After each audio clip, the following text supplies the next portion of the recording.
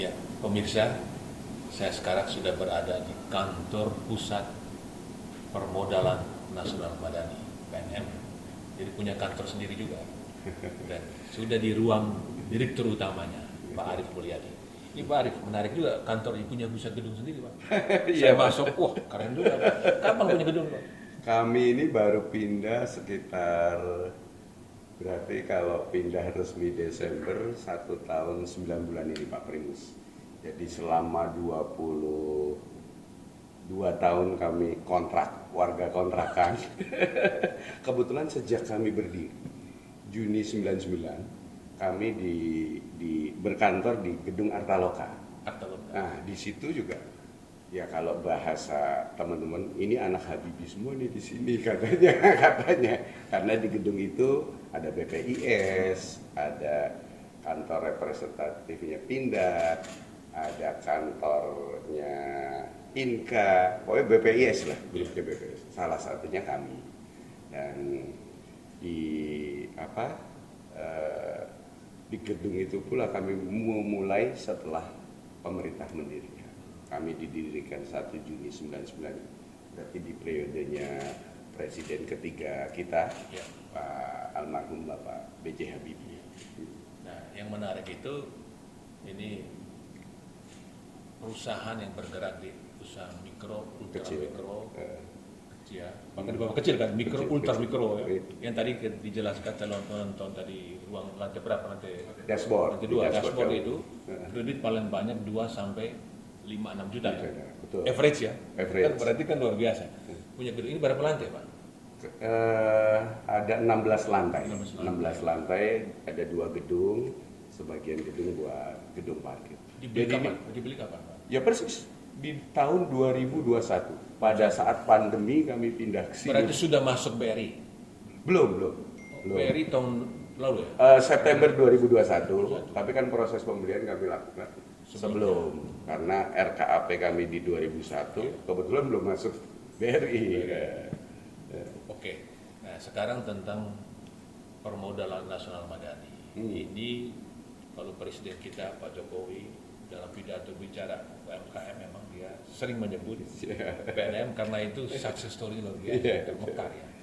Dan tadi saya corporate secretary PNM, Pak Dodo sudah tunjuk saya, itu ada outstandingnya akumulatif ya, 19 juta ya, tapi yang aktif 15 juta, bahkan hari ini 15 juta ya.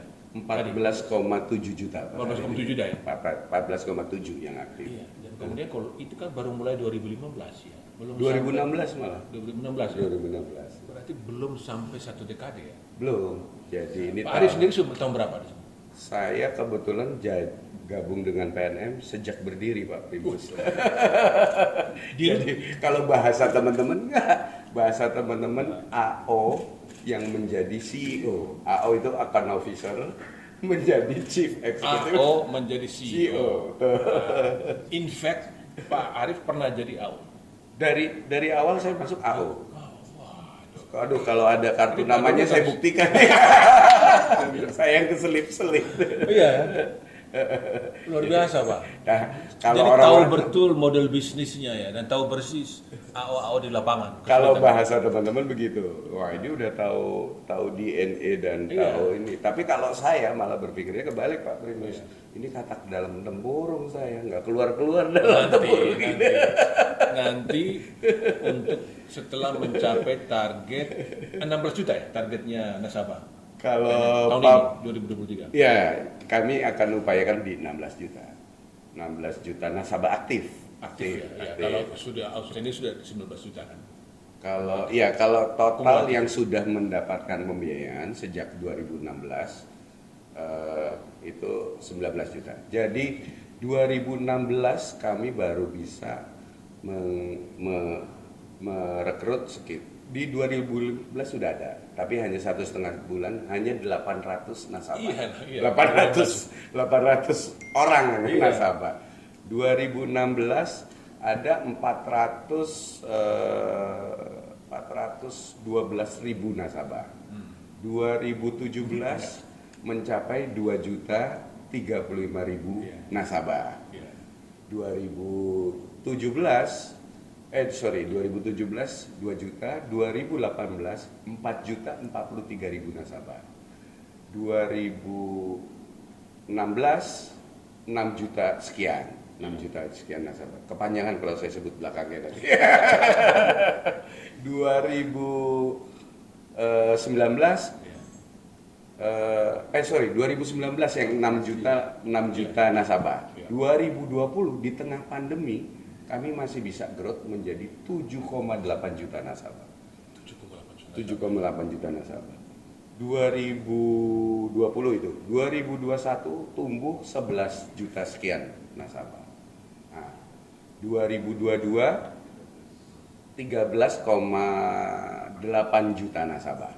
Per hari ini sudah 14,8 juta nasabah. Per hari ini 14,8 juta nasabah dengan total kredit Yang disalurkan 200 sekian triliun, tapi year to date sampai hari ini ada 48 triliun. 48 Nah, jadi kalau saya cerita, di 2016 dalam setahun khusus yang PNM Mekar, kami baru bisa menyalurkan 880 miliar per tahun dalam setahun dengan jumlah nasabah yang 400 ribu tadi. Di 2022 kami bisa menyalurkan khusus Mekar 63 triliun. Jadi yang di 2000 setahun. Jadi yang di setahun bisa menyalurkan begitu banyak. Udah ya karena jumlahnya udah banyak. Jadi yang di 2016 kami capai dalam setahun, di 2022 tidak lebih dari 2 hari. Coba berapa tahun tuh berarti? 2016 ke 2022 hanya 6 tahun. Yang tadinya setahun bisa kita percepat. Selain percepat, perbanyak orang yang bisa menerima manfaat dan perbanyak orang yang bisa punya kesempatan mengaktualisasikan kemampuan produktifnya. Karena ini adalah misi, amanat, apalagi kalau boleh saya bilang wasiat dari pendiri kami. Wasiatnya Pak Habibie. Karena nama kami pun Permodalan Nasional Madani yang memberi adalah Pak Habibie langsung. Oh, nama ini Permodalan Nasional Madani. Tadi yang Madani dari ini Pak Habibie. Dari Pak Habibie langsung. Luar biasa. Dan saya selalu mencatat dan saya teruskan ke teman-teman yang belum punya kesempatan bertemu langsung dengan beliau bahwa targetnya adalah membentuk masyarakat madani. Masyarakat madani itu masyarakat yang tertata, tertib, ada aturan yang mengikat dan dipatuhi, sejahtera dan rukun. Nah, pokoknya bahasa-bahasa yang seperti itu. Dan tadi syaratnya Pak Habibie sampaikan masyarakat madani itu harus banyak, harus heterogen, jadi tidak membedakan agama, budaya dan sebagainya. Dan yang terakhir dalam area yang luas. Nah, per hari ini sudah tercapai. Ya kami belum mau puas, belum tapi mau. Sudah hampir semua kabupaten kan? Jadi per hari ini ada 6.018 kecamatan, 434 kabupaten kota.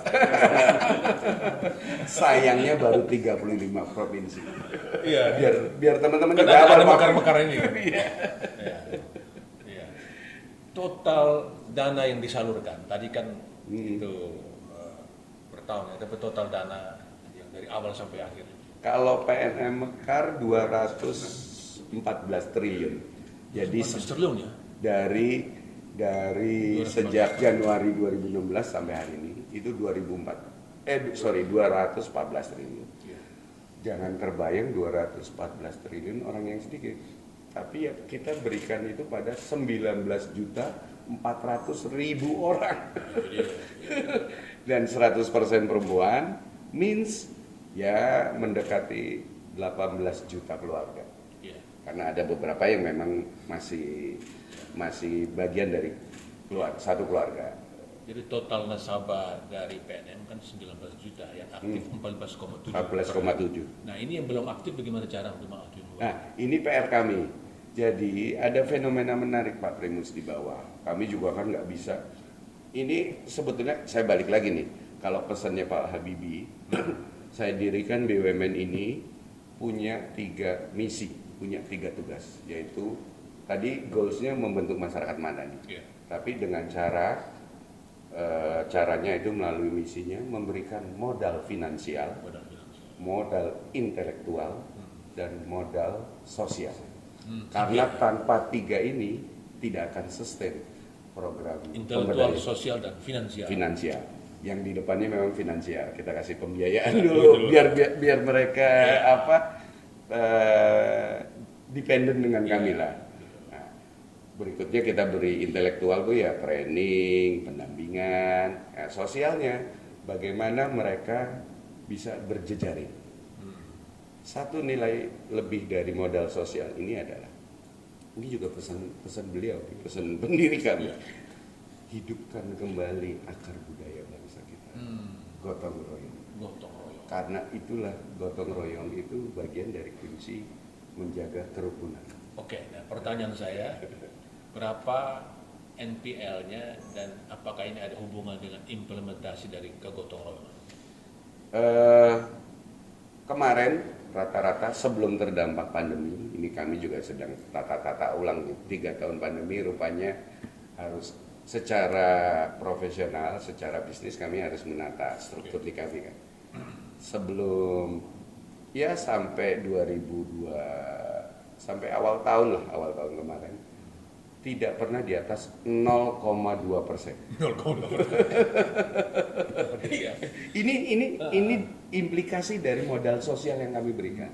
Karena dengan modal sosial ini, selain mereka saling bantu, kalau temen yang usahanya nggak jalan, mereka temennya ngebantu. Udah nih saya bantuin jualin, atau kuemu makanan yang kamu buat nggak enak, kamu jualin bikinan saya aja. Itu bagian dari simbiosis dan kolaborasi bisnis kan, itu berjejaring. Ini kami bangun sebuah rekayasa sosial supaya mereka saling terikat. Pembiayaan yang kami berikan tanggung renteng. Kalau Pak Presiden sering bilang ya tanggung renteng ini yang beliau sangat suka gitu. Jadi kalau ada temannya yang belum bisa memenuhi kewajibannya kepada kami, temannya wajib, karena ini grup lending, pembiayaan kelompok, wajib menalangi terlebih dahulu. Tapi sebelum mereka menalangi, ada preventif ya jadinya. Daripada saya nalangin, saya harus bantu usaha teman saya supaya saya nggak nalangin gitu. Jadi built-in dari proses pembiayaan dengan pemberdayaan. Modal sosial gotong royong ya. Gotong royong terimplementasi di sini. Nah, kemudian dari profil nasabah peminjam ya debitur itu paling banyak wanita ya. 100% wanita untuk program 100%. 100%. Karena kami kami coba menjajaki. Nah, ini 100% itu memang dari PNM, memang bidik perempuan atau betul. memang mereka datang? Betul. Enggak, kan lebih banyak kami yang proaktif. Ya, proaktif. Kenapa harus milih perempuan? Ya, satu, perempuan lebih punya banyak waktu. Kedua, secara socio-culture yang namanya perempuan lebih punya sense terhadap urusan dapur rumahnya. Jadi kalau dia ada pendapatan tambahan, pasti untuk memenuhi kekurangan kebutuhan atau basic need rumahnya. Jadi tidak untuk outflow. Nah, kalau laki-laki kami khawatir buat rumah lain nanti. Enggak. Saya tidak laki-laki. Ada pemilu seperti itu. Ya. Ketiga, disiplin. Keempat, lebih bisa kita grouping. Nah, ini juga bagian dari rekayasa sosial yang kami lakukan dalam rangka mengisi. Mohon maaf, kalau ibu-ibu nyender di jemuran, di pagar ngumpul 3-4 orang, bisa cerita ibu yang nggak ada di situ. bahasa kerennya apa? Gibah. Nah, kalau sekarang kita kumpulkan, mereka tetap ngobrol. Soalnya katanya perempuan harus 20.000 kata Pak Primus sehari katanya. Laki cuma 7.000. Sekarang kami fasilitasi mereka untuk ngobrol yang produktif. Kalau ngobrol produktif, hanya ngobrol produktif membosankan. Kita tambahi konten parenting, kita tambahi konten dengan berapa produsen makanan sehat, apa yang harus dipenuhi, asupan apa yang harus dipenuhi dalam keluarganya. Ini juga bagian dari target jangka panjang kami, memanfaatkan bonus demografi gitu. Jangan nanti stuntingnya Indonesia maju, stuntingnya juga maju. Ini bagian dari kontribusi kami. Nah, itu tadi karakteristik sosial wanita itu, kenapa kami memilih wanita. Ya, ada lagi satu lagi, mereka malu kalau jadi ya kalau jadi penunggak pasti akan malu dengan lingkungan dan komunitasnya. Secara bisnis ini adalah bentuk mitigasi resiko yang built-in dengan aktivitas. Sangat menarik, Pak. Jadi rasa malu itu sebagian-bagian dari mitigasi risiko. Betul. Ya makanya tadi realitanya nilai performing loan kami yang masih dapat kami jaga. Ya. Dan itu debitor itu usia paling banyak itu usia berapa? Tadi yang tengah 30 sampai 50-an ya, 50. Usia produktif. Ya. Nah sekarang ini tahun lalu 2022 resmi masuk menjadi anak 2021 Pak. 2021 secara legal anak perusahaan PT BRI. Betul. Ya.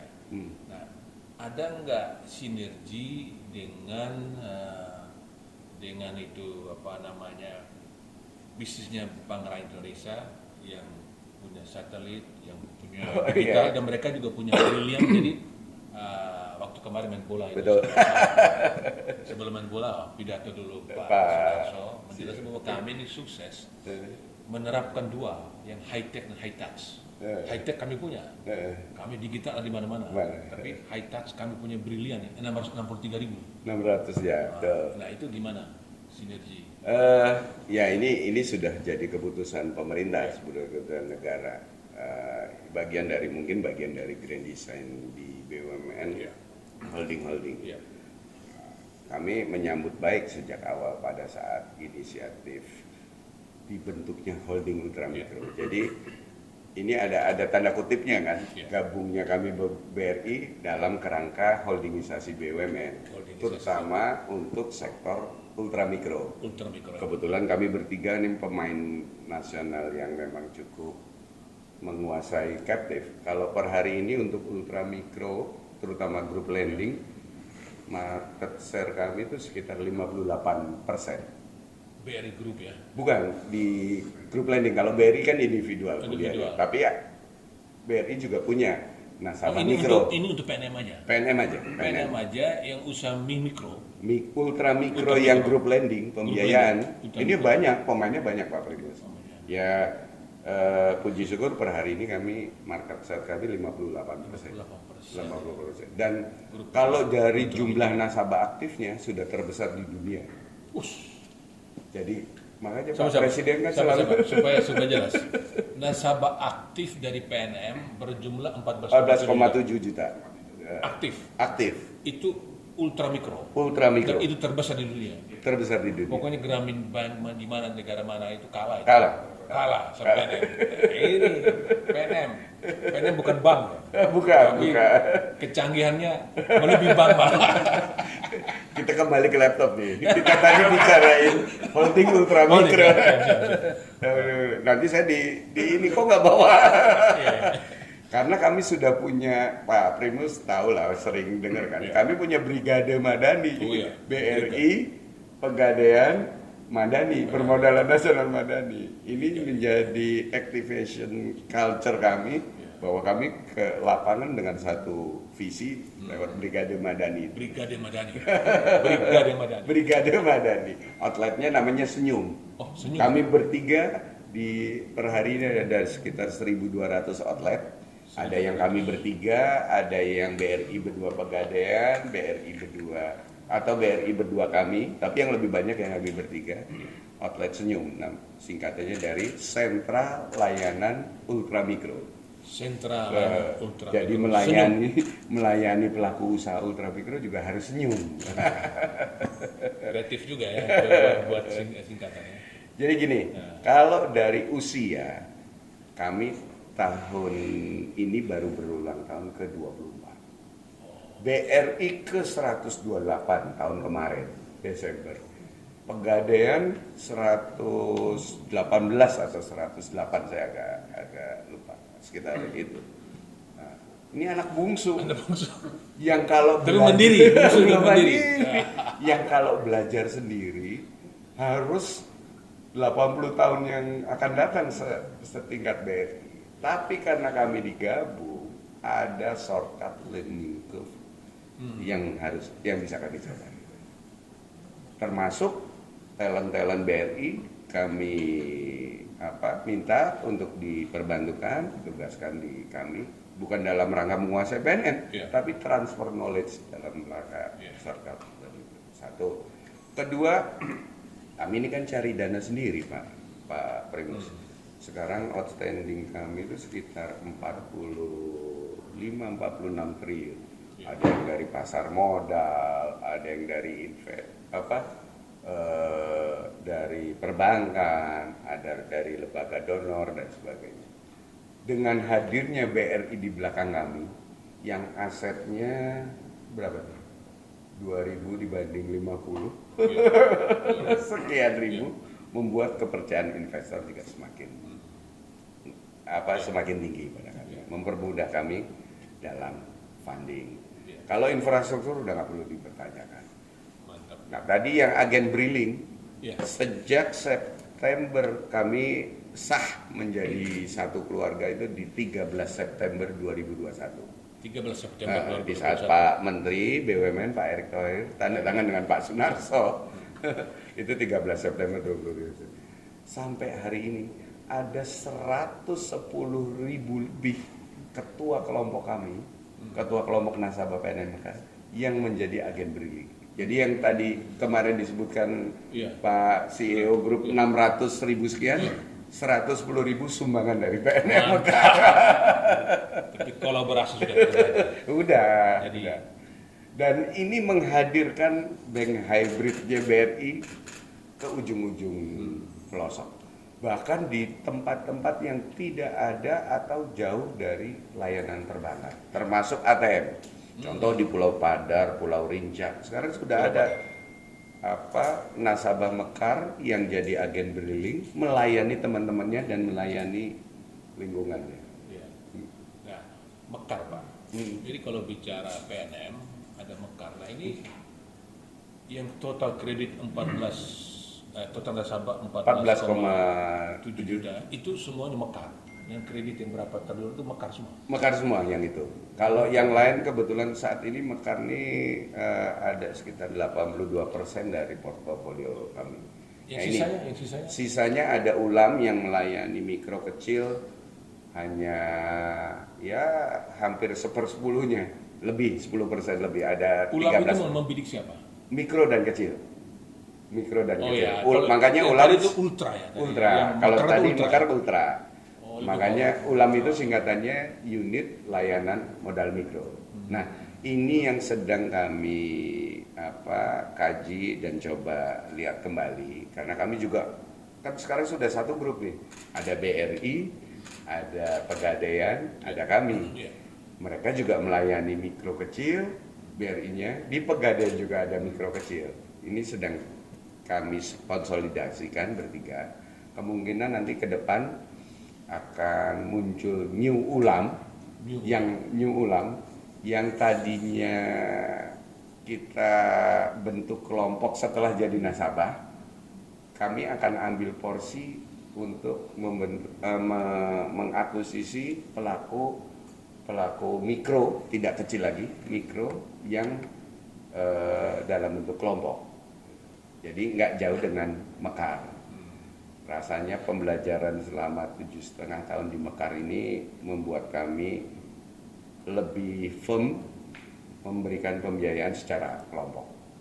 Nah, UMKM digitalisasi itu pidato Presiden kita selalu. Nah, sekarang ini dengan bersama BRI sebagai holding, digitalisasi di UMKM yang 14,7 juta ini sudah selesai semua atau masih belum? Ini kan segmen yang kami layani kalau Mekar ya. Kalau Mekar ini kan the bottom of pyramid-nya masyarakat Indonesia. Karena kami mengutamakan siapa yang bisa jadi nasabah Mekar adalah masyarakat prasejahtera dan rentan sejahtera. Jadi kalau dicacah, terakhir saya lupa update, tapi di 2021 sempat kita cacah.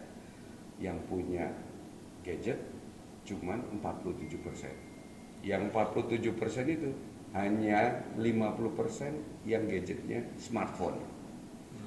50% dari 47% itu yang handphonenya, gadgetnya dia miliki sendiri, bukan untuk keluarga, karena waktu itu kan ada sekolah online dan sebagainya. Hanya 40 sekian persen. Jadi gimana mendigitalisasi kalau mereka belum punya itu. Nah, waktu itu kita siasati, tetap mereka masuk di digitalisasi. Karena ini grup lending, nilai tambahnya dari 14,7 hampir 14,8 juta yang aktif ini saat ini tergabung dalam 810.000 kelompok. Kami pastikan yang 810.000 kelompok punya gadget yang bisa menjadi sarana komunikasi dengan kami.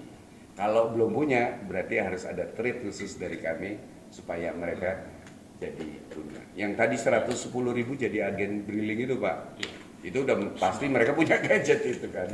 Nah, 810. Jadi digitalisasi mereka, kalaupun tidak langsung dilakukan per individual, dilakukan per kelompok melalui ketua kelompok. Buka akun khusus di marketplace, nanti teman-temannya nitip di situ.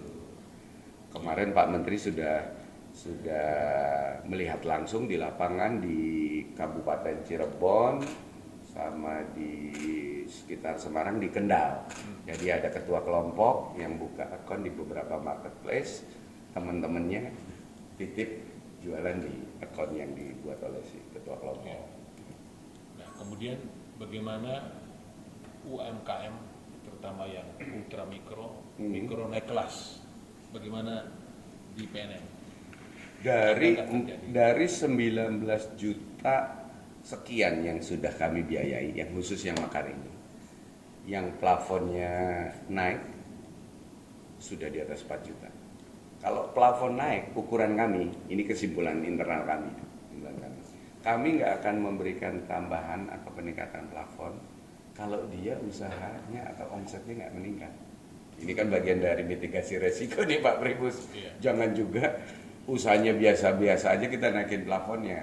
Pak, maksimal kalau dia nggak tumbuh, kita maksimal kita berikan seperti plafon sebelumnya. Nah, dengan adanya 4 juta nasabah yang plafonnya naik, menunjukkan bahwa sudah ada kenaikan kelas. Pertama itu. Kedua, sudah ada 800.000 yang naik kelas ke BRI. Baru 1,5 tahun. Berapa? 800 ribuan. Oh, naik pindah ke BRI. Ke BRI. Masuk kecil. Mikro. Ultra mikro. Mikronya BRI. Itu kriteria berapa sih dari ultra mikro, tadi sekitar? Kalau yang ada acuan ininya itu ada peraturan Menteri Keuangan yang menyebutkan kalau masuk kategori ultra mikro kalau pembiayaannya di bawah 20 juta rupiah. Ultra mikro pembiayaan 20 juta rupiah itu masuk kategori ultra mikro. Itu tapi untuk berapa setahun? Ya macam-macam, ada yang ngangsur 2 tahun, ada yang setahun dan sebagainya. Iya.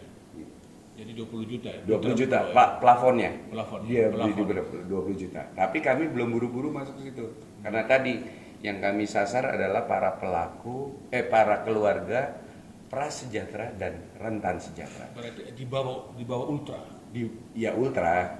Susah nanti jadi ultra-ultranya jadi ultra. Pokoknya 20 juta paling atas lah. Ya, 20 juta paling atas. Jadi yang di kami belum ada yang 20 juta.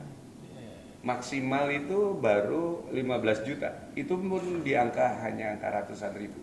Oke, itu ultra 20 juta maksimal plafonnya. Setahun. Kalau ke mikro?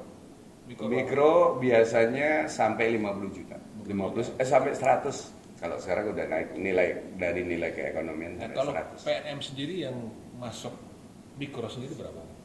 Eh, 100 juta.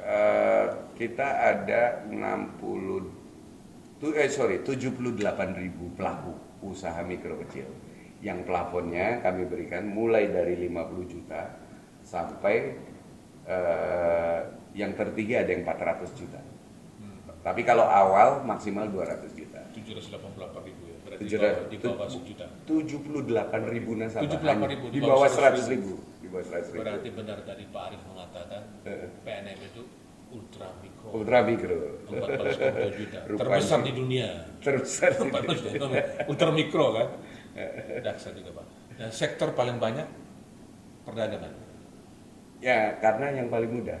Kan saya belum sempat cerita Ya. bahwa nasabah kami ini, kalau mohon maaf, kalau lembaga pembiayaan lain pasti akan memberikan kepada orang yang sudah berusaha. Ya. Kami juga memberikan yang belum pernah berusaha. Itu berapa persen Pak dari total? Itu menarik, Pak. Mungkin ada sekitar 40 sampai 42%. Baru biasa, mulai Pak. berusaha. Satu hal nih yang menarik di lapangan Pak Primus, bahwa program kami ini juga meningkatkan confidence mereka untuk berinteraksi, untuk berusaha. Ya mohon maaf, masih banyak saudara-saudara kita yang di bawah. Sudahlah nak, kita emang sudah lahir miskin, mbah buyutmu miskin, kakekmu miskin, mama bapak miskin, kamu nggak usah mimpi tinggi-tinggi. Sekarang bangkit. Kenapa? Ini juga dampak dari kita grouping itu. Dampak ini bentuk pembiayaannya kelompok.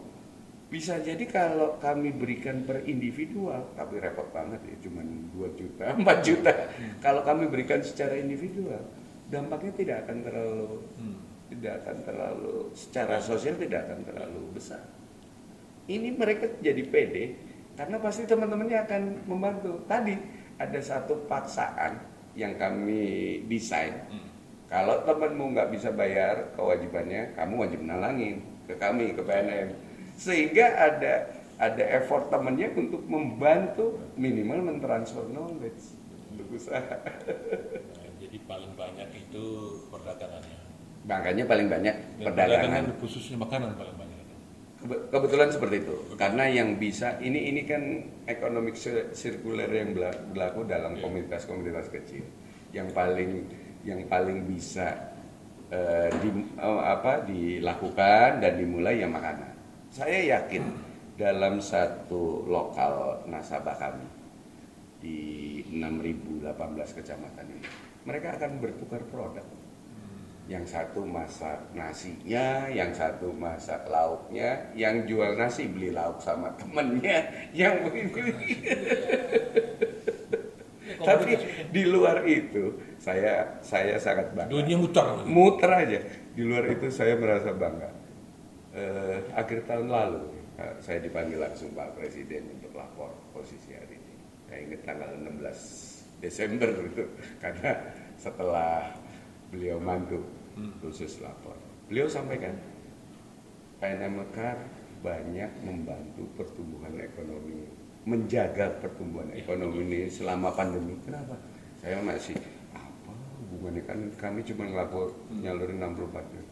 Karena menjaga masyarakat, menjaga daya beli dan tingkat konsumsi masyarakat. Ya tadi sirkuler jalur mereka.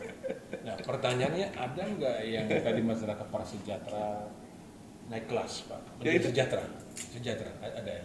Jadi, kami sudah kalau lakukan beberapa survei Ya. Pak Primus. Jadi kami coba melihat dampak terhadap pembiayaan dan pembinaan pemberdayaan yang kami lakukan. Contoh gampang, banyak yang testimoni nasabah, yang hasil surveinya saya nggak hafal nih. Kali ini saya ngaku nggak hafal, tebel-tebel semua dari beberapa pertemuan ini. Tapi dari testimoni yang saya dengar, yang tadinya anaknya tidak sekolah jadi sekolah. Kenapa? Sekolah gratis, ada program pemerintah, ada BOS, ada apa, sekolahnya nggak bayar. tapi anaknya mau sekolah buat beli seragam, sesuatu buat saudara-saudara kita yang di Transjaya. Mereka belum mengutamakan beli seragam kalau untuk urusan makannya belum selesai. Dengan adanya pendapatan tambahan, urusan makannya urusan bapaknya, yang jadi guru lepas, yang jadi kuli angkut, yang jadi konektor atau tukang becak dan sebagainya. Nah, setelah ibunya lewat program Mekar ini mendapatkan pendapatan tambahan, bisa beli seragam. Ada yang sudah punya seragam, anaknya nggak mau berangkat sekolah karena nggak punya sepatu. Kalau nggak ada pendapatan tambahan, mereka nggak bisa belikan. Sudah punya sepatu, punya seragam, nggak mau sekolah anaknya karena malu di sekolah nggak jajan. Ibunya nggak bisa ngasih uang. Kalau ngasih makanan dia bisa metik, ikannya bisa dia pancing, dimasak di kotak. Tapi bukan itu. Ada suatu, ya ini bagian dari dampak sosial ya, ngelihat teman-temannya jajan dia enggak. Tapi dengan ibunya berusaha, walaupun tidak. Ya jangan kebayang Pak Primus hidupnya tadinya rumahnya tadinya punya motor terus jadi punya mobil karena usaha. Tambahan-tambahan seperti itu. Nah itu sudah sekian ribu testimoni yang kami dengar. Ya, Pak, 14,7 juta nasabah aktif ya. Jadi tahun ini penyaluran dana berapa triliun tahun ini? Year to date per hari ini 49 ya, hampir 49 triliun. Ada target nggak penyaluran dana? Kami sih best effort ke 70 triliun. Ya moga-moga tercapai lah Pak Primus. Ada mandat nggak harus berapa? Kalau mandatnya ya hanya 60-an, 60 sekian. Biasa teman-teman nih, bukan saya loh, teman-teman yang bersepakat dan komit, pokoknya kita harus achieve beyond the target kan. Istilah Pak Diru di sana CEO itu meleset ke atas. Nah, harusnya meleset ke atas. Nah, ini persoalan utama dari PNM sebagai CEO Pak Arief ini itu pada sumber dana untuk beri kredit atau terutama pada penyaluran kredit itu sendiri. Tapi kalau dari pemaparan Pak Arief tadi dengan NPL yang 0, berapa persen itu di bawah 0,5 ya? Di bawah 0,5. Di bawah 0,5 berarti kan sebetulnya spending kredit itu nggak masalah ya Pak? Karena sumber dana atau di mana persoalan? Ya tadi karena yang kami layani ini memang the bottom of pyramid-nya, strata ekonomi, pelaku usaha dan sebagainya. Ya kami yang harus siap lelah untuk menjemput bola dan hadir di pintu mereka. Itu satu, kami butuh SDM yang memang punya militansi, punya feel dan passion untuk melayani yang seperti itu. Kedua, ya handling cost. Itu yang nggak bisa kami hindari. Karena kami harus melayani daerah-daerah remote. Kami per hari ini memiliki 4.600 kantor unit di seluruh Indonesia tadi. Tapi dari kantor unit ke titik layanan bisa ada yang 2 jam waktu tempuhnya. Sementara si account officer, istilah kami, karyawan kami yang langsung melayani itu, dia harus melayani paling tidak 5-7 kelompok per hari. Kalau satu titik dia 2 jam, itu akan sangat melelahkan buat dia untuk pindah ke kelompok lain. Kalau dilihat di Jawa, apalagi di Jakarta, 5 kelompok bisa disapu dalam setengah jam. Bahkan dari kabupaten paling banyak Bogor ya, karena memang Jakarta. Nah, Bogor juga rapat kalau kabupaten, tapi yang di Bengkulu, yang di mana Sulawesi Barat, Sulawesi Barat, Maluku, di Seram. PNM kan bukan bank. Kan kalau bank kan dia punya dana masyarakat DPK. Setelah ada DPK pun dia merasa kekurangan, dia jual obligasi. Nah, ini sumber dana PNM dari mana? Saat ini 48%, hampir 48% dari pasar modal. Jadi kami terbitkan bond, kami terbitkan surat utang melalui bentuk produk-produk investasi pasar modal, ada RDPT, RDT. Kemudian kami juga punya fasilitas dari banyak bank Hari ini mungkin kalau nggak salah ada 60 bank yang memberikan fasilitas ke kami. Two-step loan. Ya, mereka executing ke kami, tapi restricted memang misalnya untuk program Mekar ini. Jadi Dan tidak ada fee yang dibayar ke mereka dari PNM, bayar ke bank. ya bayar bunga aja. Bayar bunga. Tetap ada dong, nanti bank kerja. Cost of fund. Kami fasilitas pinjaman tapi executing ke kami. Nah, ini agak meningkat yang dari bank, minatnya juga semakin tinggi karena BI menerbitkan RPIN yang menstated perbankan yang memberikan fasilitas kepada PNM dihitung 125% pemenuhan pembiayaan UKM-nya. Jadi pada berlomba-lomba, ya terutama bank asing.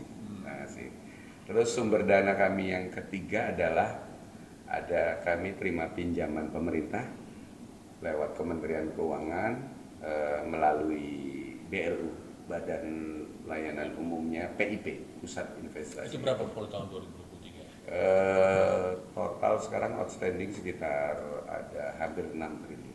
Itu bunga murah tentu saja. Ya, bunga murah dibanding yang bank dan yang bond. Itu KUR gimana? KUR masuk?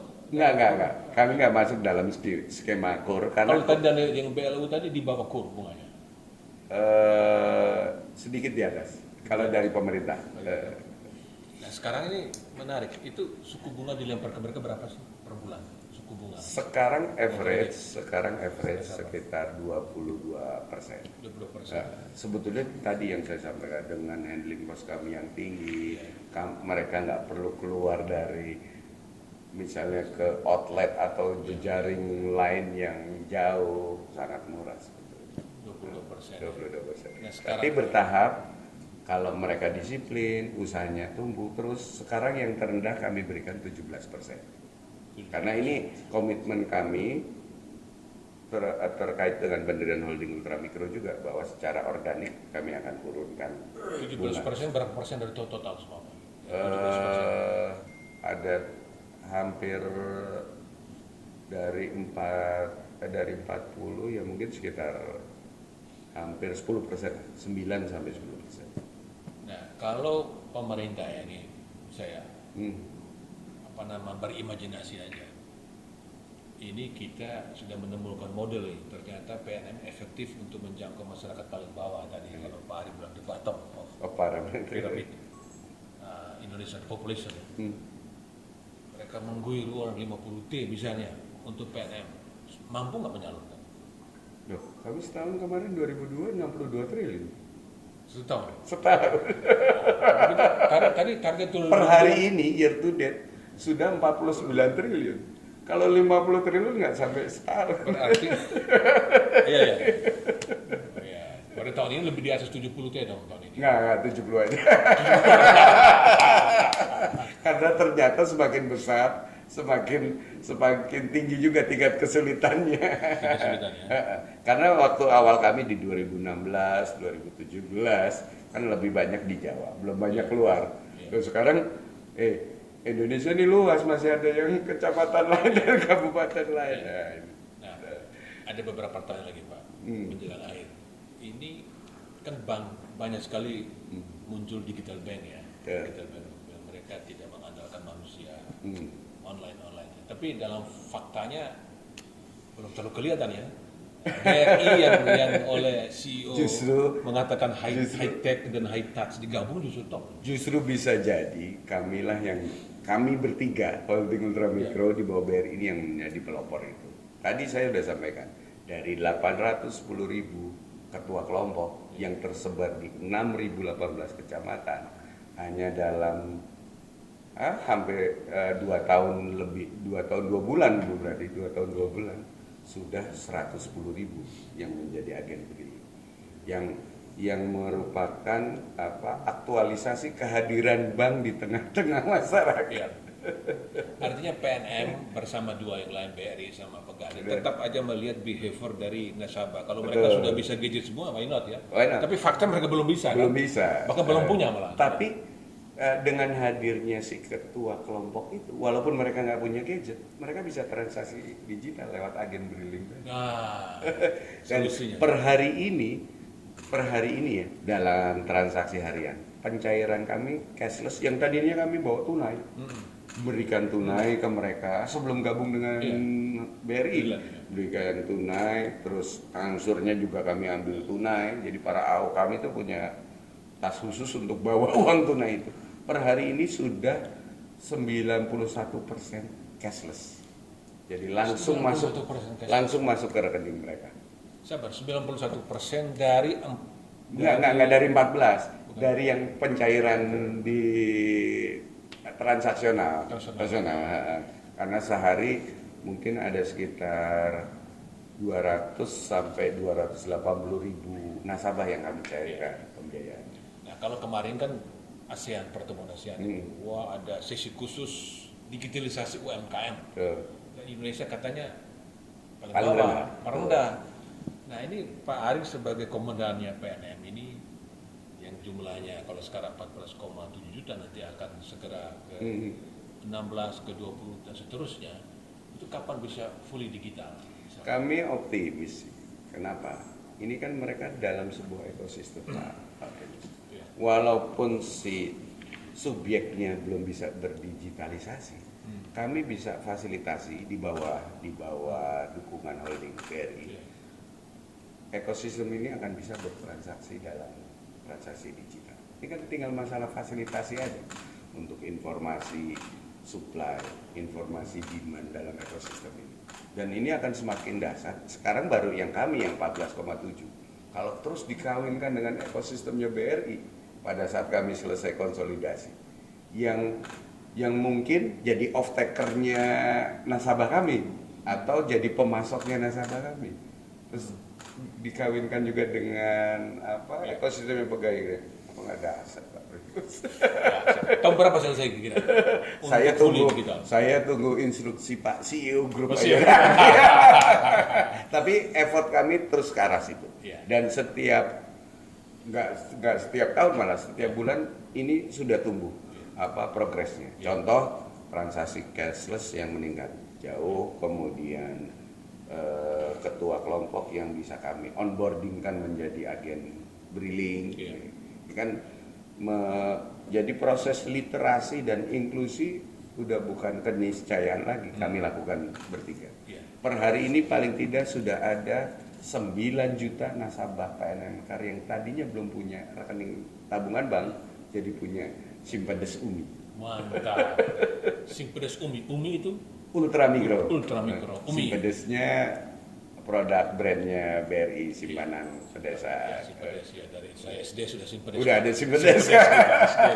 Tabana Simpedes.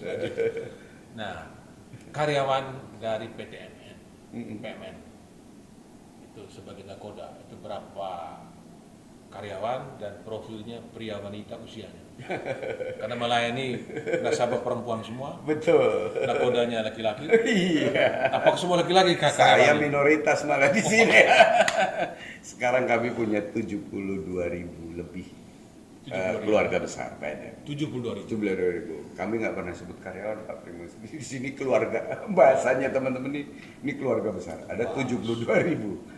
Hanya di bawah 11.000. Jadi sekitar 11.000 lah, 11.000 pria. Jadi dari 72.000, 11.000 pria. Yang wanitanya 61.000. Itu sengaja memang waktu rekrutmen atau gimana? Memang by nature kayaknya. By nature. Karena yang dilayani perempuan yang harus hadir di jadi situ. Jadi sebetulnya perempuan. laki-laki malas juga lapor sini. Rupanya ada korelasi tadi yang saya sebut. Kenapa pilih nasabah perempuan ya sampai hampir sama. AO.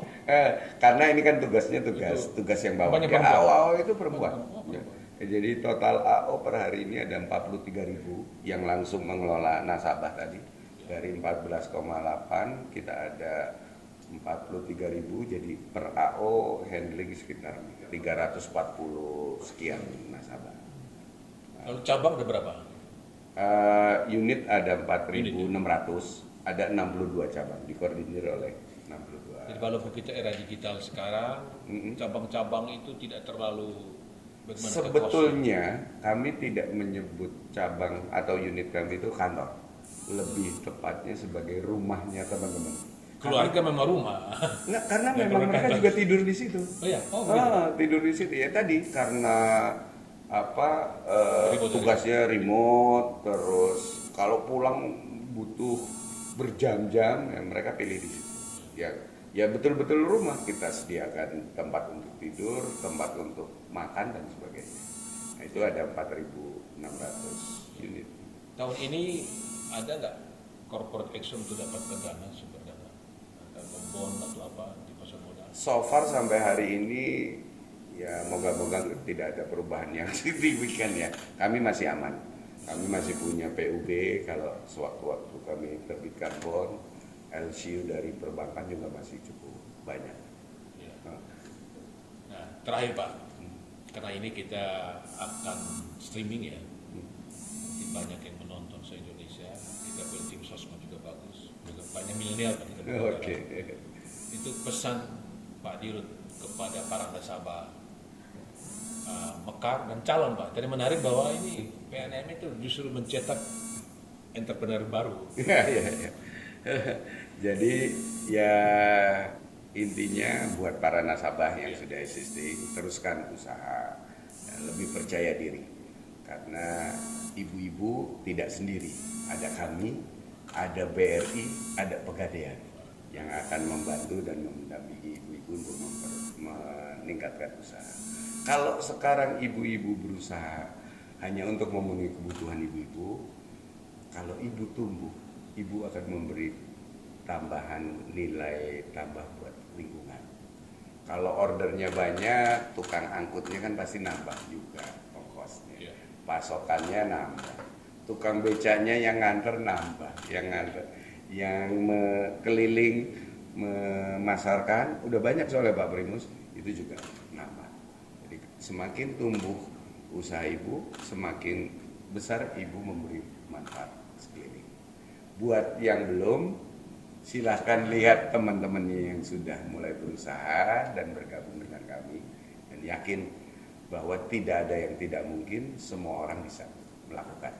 Semua orang bisa melakukan, Bisa maksudnya melakukan menjadi sebagai pengusaha. Menjadi pengusaha. Nah, setiap orang bisa menjadi pengusaha. Kan begitu. Pemirsa, demikianlah perbincangan saya, perbincangan santai dengan Direktur Utama PT Permodalan Nasional Madani, Pak Arief Mulyadi, yang ternyata bertumbuh dari PNM, dari AO menjadi CEO. Dan Pak Arief ini jugalah yang membuat PNM memiliki nasabah ultramikro 14,6 juta per hari ini, dan itu terbesar di dunia. Jadi bukanlah negara sana yang terbesar, Indonesia PNM. Sampai jumpa.